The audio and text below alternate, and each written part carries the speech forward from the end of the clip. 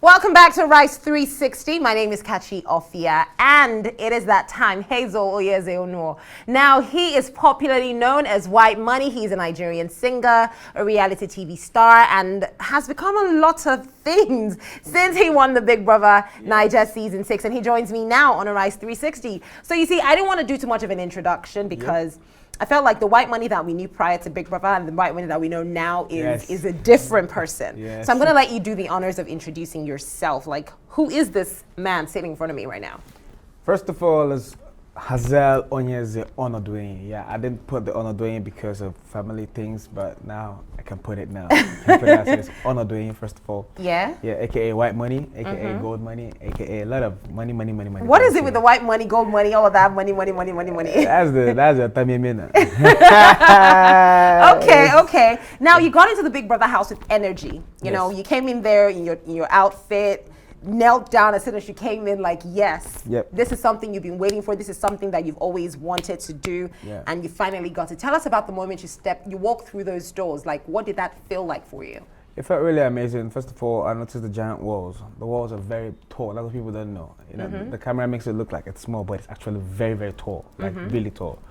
And the cool, serene area, the weather, the temperature inside the house, mad. Makes sense. The design and everything. As I was like, okay, this is what I used to watch on the TV years back, and now I'm here. So it was so overwhelming, and I was so glad to be there. Okay. Yeah. So looking back at your time in the Big Brother, let's talk about that for a moment. You know, there's so many questions I have for you, Whitewood. I don't even know which to begin with. But let's begin with your strategy while you were in the Big Brother Bbnaija house. A lot of people have said, well, Whitemoney went into the house, he was calm, he was serene, he was always cooking. But then you've answered these questions in interviews, and you've said that this is just the kind of person that you are. Yeah, it's just who you are. You didn't go there with any kind of, you know, but when people say that was your strategy, would you say you even had one? No, my strategy is my lifestyle. You know, so my lifestyle became a strategy outside the world, but that is my lifestyle. Instead, I came into a place where there are too many talents, too many strong heads, too many people who are very, very focused and want to win this thing. So the only way was just to be myself, because I cannot compete. I can't do like Sasuke. I can't do like I can't rehearse or cram stuffs like Liquor Rose. I cannot act like too many talents. So I just had to be myself. And it worked for you. It did. But a lot of people have said as well that when they announced, oh, Whitemoney won, you were so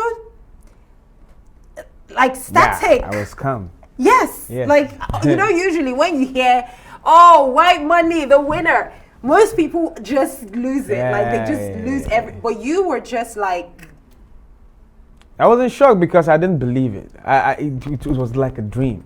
I didn't. So you were in shock. Yeah, I didn't expect to win. I already gave up that. I gave it up for Liquor Rose. Like, why? I haven't met Liquor Rose. No. I get that, but Whitemoney, have you met yourself? No, I've never seen myself.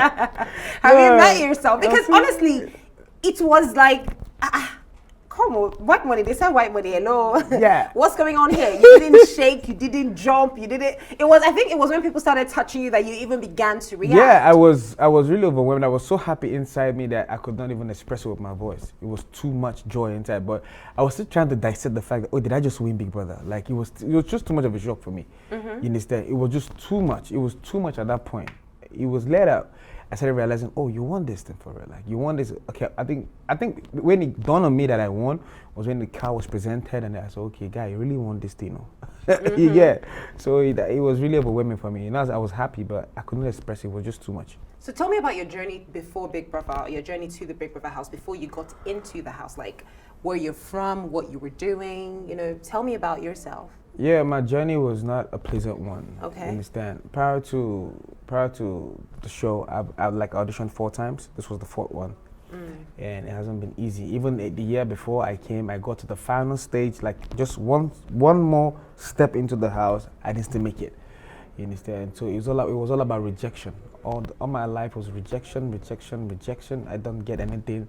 So that is why everything became too surprising and amazing for me, because I did not experience or enjoy the grace I'm enjoying now because I wasn't enjoying it before. So I'm wondering, how did this happen? So I just told myself, okay, this is accumulated prayer has been answered. Because then I felt like I'm praying, where's God? Where is He? What's happening? Because I literally did everything. Like if you know me, you know that I did everything to survive. Everything. When you say everything, put it in proper context. Legitimately. Barbing, Okada work, puff, jewelries, bricklaying. I can't even remember. I sell shoes. I hawk things on the street. I did everything legitimately that needs to be done. Manage the salon. I tie gele. You tie gele? I did all those things. Yeah. I did a lot. I can't even remember the things that I did because I was just concerned about making small money every day. So I did basically everything. So, and I was still praying in the course of it. I was even doing music, and I even bought 5,000 copies of CD because I felt depressed. Like, this thing is not for me. I burned them down out of depression. I locked that part of me. So the Big Brother house opened that part of me again. In a sense, which I'm grateful for. But my journey before the house was not a pleasant one. No, because the name Whitemoney was already on the streets. But the person behind the name was so back. Like, we see my name, you see me, two different people. Yeah. You understand? But the show now helped me align with my name. Now, you've come out of the house, you've won Big Brother Naija. Yeah. There's this newfound fame on you. When you walked in, I was saying, I was asking if this is everything you ever imagined it to be. Yes. When you think of the fame. And I know it's a lot of pressure, Whitemoney, and I want you to talk about that in terms of the lifestyle, the appearances, keeping up these appearances. Like Whitemoney as it is right now, the day you decide to go out in boxers, singlets, and slippers, best believe you're going to trend. He has lost all his money. What happened? The day Whitemoney decides to enter maybe a taxi, wow, he has squandered the money and he has sold his car to buy jewelry. So keeping up the lifestyle every day. Yeah, it hasn't been easy. Yeah. I will not lie. But I tell people, like yesterday, my manager's here, you ask him, my car came, the car the manager used to go, they came, the security, I didn't go in there, I took an Uber. Nobody knew. Like the car was not tinted, I took an Uber. Just me and my manager, the other guys were coming down, I left.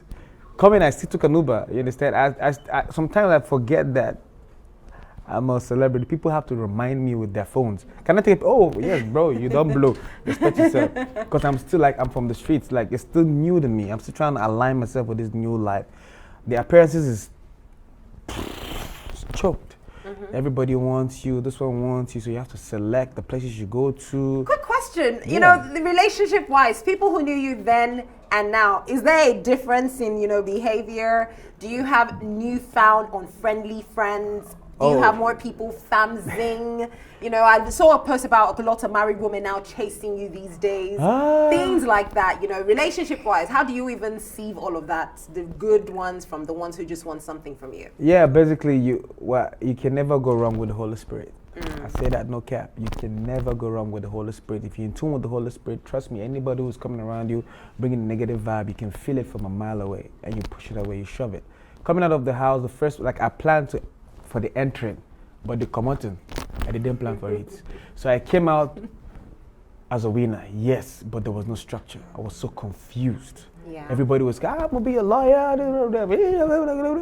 I had to stay back and the Holy Spirit bring people or bring someone that will sacrifice and work for me freely. And God just cleared everybody out of my way and just brought two persons back, and I'm good. And that's been it. All right, Whitemoney. I'm not done with you. We're still going to be having this conversation for a few more minutes. No problem. But do stay with us on Arise 360. When we get back to the show, I will be chatting with Whitemoney on his new projects as well as his relations within the Big Brother Naija Season 6 house. We'll be right back.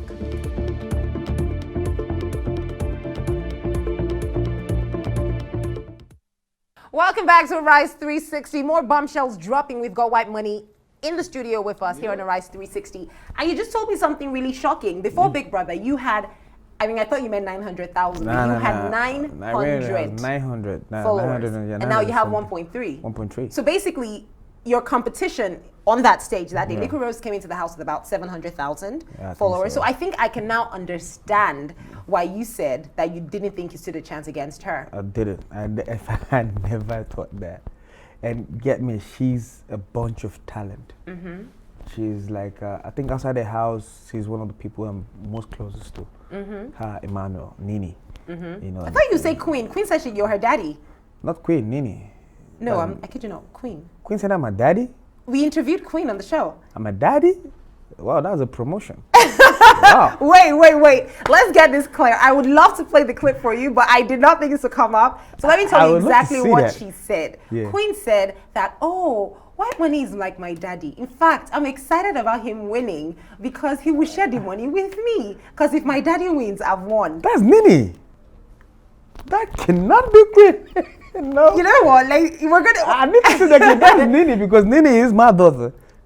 Queen is my person. Like, she's my friend. I'm not joking. I am so certain. Daddy? And I'm not kidding. I'm going to show you that clip.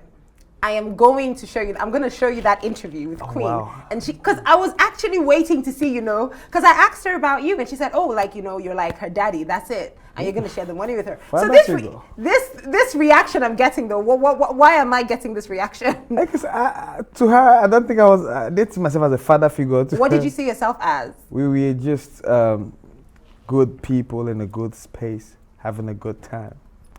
Yes. I'm sorry. Yeah. I feel like I just said something I shouldn't have. No, but we're good. We're good friends. We're really close and everything, but not like the daddy thing. The daddy thing was more of with Nini, Irene, Peace. Yeah, that was with the daddy thing, but not with Queen. That's what I'm saying, because this phrase is Nini's phrase. Okay. So I'm shocked that it's coming from Don't worry, Queen. we'll show you, but I want to take you back to one moment in the house that I tell you, if there was one moment that solidified your position as possible winner or possible finalist in the Big Brother house, was during your altercation with Perry. Now, I don't even want to talk about Perry as an individual. I want to just talk about that situation that you were in, because I know, like you just said, being in the house, there's so many emotions, so many things can make people behave in a certain way. So let's leave Perry out of the equation. But that moment where it almost felt as if your masculinity was being threatened. Somebody was trying to literally bully you on live television. And then people were now trying to come at you with the whole, who was it? Was it Michael that tried to defend Michael you? Cross. And then on social media, the conversation was split. There's some people saying, Igbo guy.